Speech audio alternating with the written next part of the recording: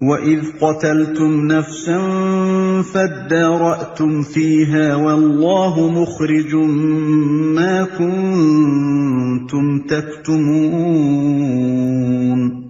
اور تمہیں یاد ہے وہ واقعہ جب تم نے ایک شخص کی جان لی تھی، پھر اس کے بارے میں جھگڑنے اور ایک دوسرے پر قتل کا الزام تھوپنے لگے تھے، اور اللہ نے فیصلہ کر لیا تھا کہ جو کچھ تم چھپاتے ہو اسے کھول کر رکھ دے گا۔ فَقُلْنَا اضْرِبُوهُ بِبَعْضِهَا كَذَلِكَ يُحْيِي اللَّهُ الْمَوْتَى وَيُرِيكُمْ آيَاتِهِ لَعَلَّكُمْ تَعْقِلُونَ۔ اس وقت ہم نے حکم دیا کہ مقتول کی لاش کو اس کے ایک حصے سے ضرب لگاؤ، دیکھو اس طرح اللہ مردوں کو زندگی بخشتا ہے اور تمہیں اپنی نشانیاں دکھاتا ہے تاکہ تم سمجھو۔ اس مقام پر یہ بات تو بالکل صریح معلوم ہوتی ہے کہ مقتول کے اندر دوبارہ اتنی دیر کے لیے جان ڈالی گئی کہ وہ قاتل کا پتہ بتا دے، لیکن اس غرض کے لیے جو تدبیر بتائی گئی تھی، یعنی لاش کو اس کے ایک حصے سے ضرب لگاؤ، اس کے الفاظ میں کچھ ابہام محسوس ہوتا ہے، تاہم اس کا قریب ترین مفہوم وہی ہے جو قدیم مفسرین نے بیان کیا ہے، یعنی یہ کہ اوپر جس گائے کے ذبح کرنے کا حکم دیا گیا تھا اسی کے گوشت سے مقتول کی لاش پر ضرب لگانے کا حکم ہوا۔ اس طرح گویا بیک کرشمہ دو کار ہوئے، ایک یہ کہ اللہ کی قدرت کا ایک نشان انہیں دکھایا گیا، دوسرے یہ کہ گائے کی عظمت و تقدیس اور اس کی معبودیت پر بھی ایک کاری ضرب لگی کہ اس نام نہاد معبود کے پاس اگر کچھ بھی طاقت ہوتی تو اسے ذبح کرنے سے ایک آفت برپا ہو جانی چاہیے تھی، نہ کہ اس کا ذبح ہونا الٹا مفید ثابت ہو۔ ثم قست قلوبكم من بعد ذلك فهي كالحجارة أو أشد قسوة وَإِنَّ مِنَ الْحِجَارَةِ لَمَا يَتَفَجَّرُ مِنْهُ الْأَنْهَارُ وَإِنَّ مِنْهَا لَمَا يَشَّقَّقُ فَيَخْرُجُ مِنْهُ الْمَاءُ وَإِنَّ مِنْهَا لَمَا يَهْبِطُ مِنْ خَشْيَةِ اللَّهِ وَمَا اللَّهُ بِغَافِلٍ عَمَّا تَعْمَلُونَ۔ مگر ایسی نشانیاں دیکھنے کے بعد بھی آخر کار تمہارے دل سخت ہو گئے، پتھروں کی طرح سخت، بلکہ سختی میں کچھ ان سے بھی بڑے ہوئے۔ کچھ پتھروں میں سے تو کوئی ایسا بھی ہوتا ہے جس میں سے چشمے پھوٹ بہتے ہیں، کوئی پھٹتا ہے اور اس میں سے پانی نکل آتا ہے، اور کوئی خدا کے خوف سے لرز کر گر بھی پڑتا ہے۔ اللہ تمہارے کرتوتوں سے بے خبر نہیں ہے۔ أَفَتَطْمَعُونَ أَن يُؤْمِنُوا لَكُمْ وَقَدْ كَانَ فَرِيقٌ مِّنْهُمْ يَسْمَعُونَ كَلَامَ اللَّهِ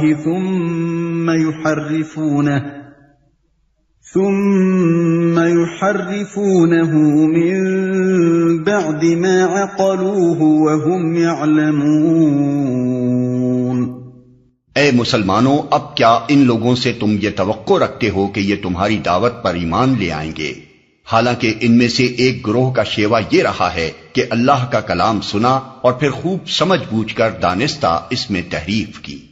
یہ تمہاری دعوت پر ایمان لے آئیں گے؟ یہ خطاب مدینے کے ان 9 مسلموں سے ہے جو قریب کے زمانے ہی میں نبی عربی صلی اللہ علیہ وسلم پر ایمان لائے تھے۔ ان لوگوں کے کان میں پہلے سے نبوت، کتاب، ملائکہ، آخرت، شریعت وغیرہ کی جو باتیں پڑی ہوئی تھیں وہ سب انہوں نے اپنے ہمسایہ یہودیوں ہی سے سنی تھی، اور یہ بھی انہوں نے یہودیوں ہی سے سنا تھا کہ دنیا میں ایک پیغمبر اور آنے والے ہیں، اور یہ کہ جو لوگ ان کا ساتھ دیں گے وہ ساری دنیا پر چھا جائیں گے۔ یہی معلومات تھیں جن کی بنا پر اہل مدینہ نبی صلی اللہ علیہ وسلم کی نبوت کا چرچا سن کر آپ کی طرف خود متوجہ ہوئے اور جوق در جوق ایمان لائے۔ اب وہ متوقع تھے کہ جو لوگ پہلے ہی سے انبیاء اور کتب آسمانی کے پیرو ہیں اور جن کی دی ہوئی خبروں کی بدولت ہی ہم کو نعمت ایمان میسر ہوئی ہے، وہ ضرور ہمارا ساتھ دیں گے، بلکہ اس راہ میں پیش ہوں گے۔ چنانچہ یہی توقعات لے کر یہ پرجوش 9 مسلم اپنے یہودی دوستوں اور ہمسایوں کے پاس جاتے تھے اور ان کو اسلام کی دعوت دیتے تھے۔ پھر جب وہ اس دعوت کا جواب انکار سے دیتے تو منافقین اور مخالفین اسلام اس سے یہ استدلال کرتے تھے کہ معاملہ کچھ مشتبہ ہی معلوم ہوتا ہے، ورنہ اگر یہ واقعی نبی ہوتے تو آخر کیسے ممکن تھا کہ اہل کتاب کے علماء اور مشائخ اور مقدس بزرگ جانتے بوجھتے ایمان لانے سے منہ موڑتے اور خواہ اپنی عاقبت خراب کر لیتے۔ اس بنا پر بنی اسرائیل کی تاریخی سرگزشت بیان کرنے کے بعد اب ان سادہ دل مسلمانوں سے کہا جا رہا ہے کہ جن لوگوں کی سابق روایات یہ کچھ رہی ہیں ان سے تم کچھ بہت زیادہ لمبی چوڑی توقعات نہ رکھو، ورنہ جب ان کے پتھر دلوں سے تمہاری دعوت حق ٹکرا کر واپس آئے گی تو دل شکستہ ہو جاؤ گے۔ یہ لوگ تو صدیوں کے بگڑے ہوئے ہیں، اللہ کی جن آیات کو سن کر تم پر لرزہ طاری ہو جاتا ہے انہی سے کھیلتے اور تمسخر کرتے ان کی نسلیں بیت گئی ہیں۔ دین حق کو مست کر کے یہ اپنی خواہشات کے مطابق ڈھال چکے ہیں اور اسی مست شدہ دین سے یہ نجات کی امیدیں باندھے بیٹھے ہیں۔ ان سے یہ توقع رکھنا فضول ہے کہ حق کی آواز بلند ہوتے ہی یہ ہر طرف سے دوڑے چلے آئیں گے۔ پھر خوب سمجھ بوجھ کر دانستہ اس میں تحریف کی۔ ایک گروہ سے مراد ان کے علماء اور حاملین شریعت ہیں۔ کلام اللہ سے مراد تورات، زبور اور وہ دوسری کتابیں ہیں جو ان لوگوں کو ان کے انبیاء کے ذریعے سے پہنچیں۔ تحریف کا مطلب یہ ہے کہ بات کو اصل معنی و مفہوم سے پھیر کر اپنی خواہش کے مطابق کچھ دوسرے معنی پہنا دینا جو قائل کے منشا کے خلاف ہوں۔ نیز الفاظ میں تغیر و تبدل کرنے کو بھی تحریف کہتے ہیں۔ علماء بنی اسرائیل نے یہ دونوں طرح کی تحریفیں کلام الہی میں کی ہیں۔ وَإِذَا لَقُوا الَّذِينَ آمَنُوا قَالُوا آمَنَّا وَإِذَا خَلَا بَعْضُهُمْ إِلَى بَعْضٍ قَالُوا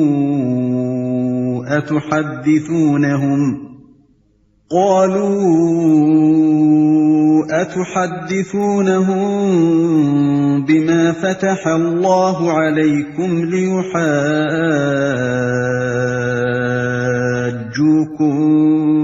بِهِ عِندَ رَبِّكُمْ أَفَلَا تَعْقِلُونَ۔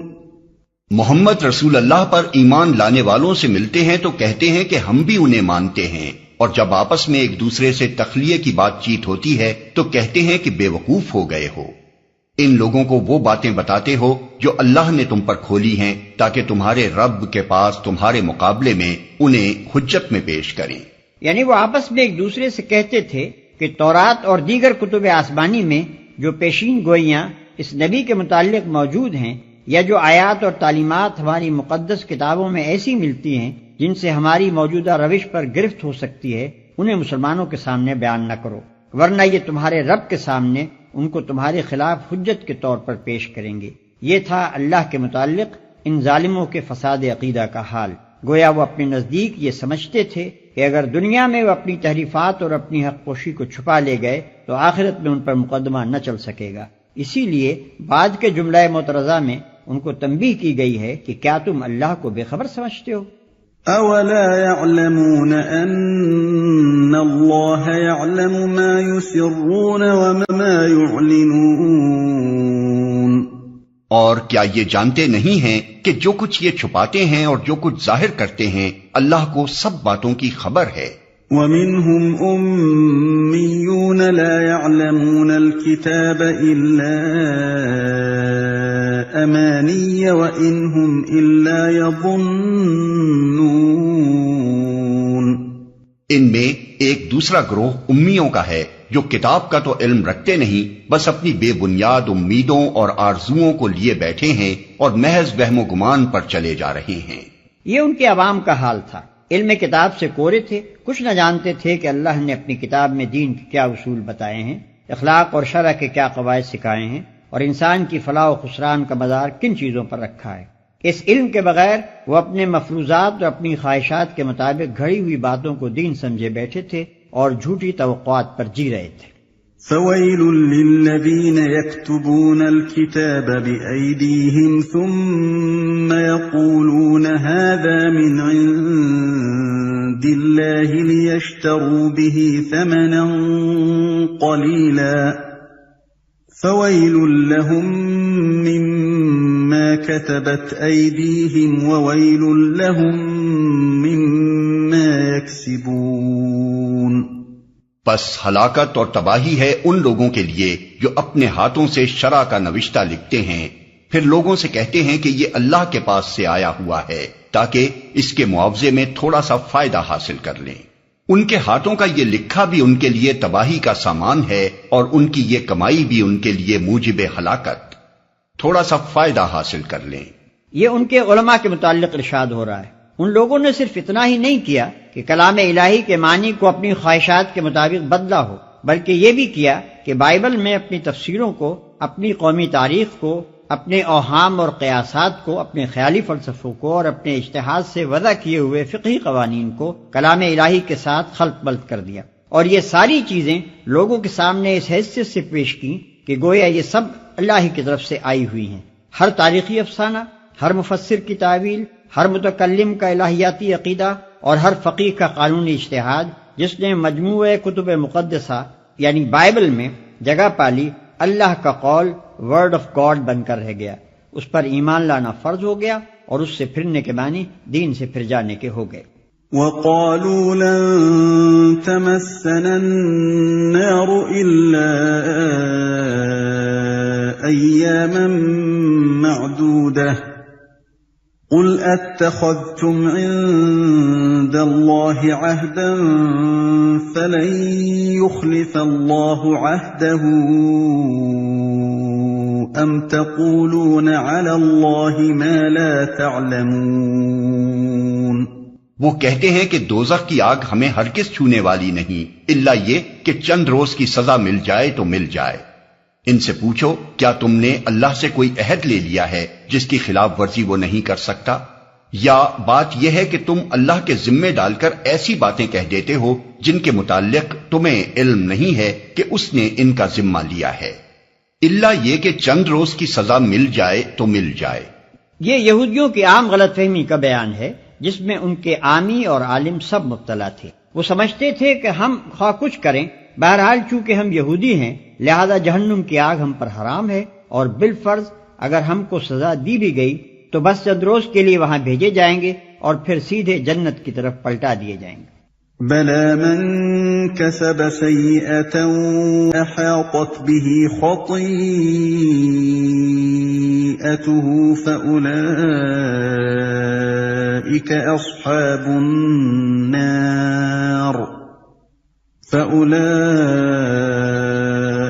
أَصْحَابُ النَّارِ هُمْ فِيهَا خَالِدُونَ۔ آخر تمہیں دوزخ کی آگ کیوں نہ چھوئے گی؟ جو بھی بدی کمائے گا اور اپنی خطاکاری کے چکر میں پڑا رہے گا وہ دوزخی ہے اور دوزخ ہی میں وہ ہمیشہ رہے گا۔ وَالَّذِينَ آمَنُوا وَعَمِلُوا الصَّالِحَاتِ أُولَئِكَ أَصْحَابُ الْجَنَّةِ هُمْ فِيهَا خَالِدُونَ۔ اور جو لوگ ایمان لائیں گے اور نیک عمل کریں گے وہی جنتی ہیں اور جنت میں وہ ہمیشہ رہیں گے۔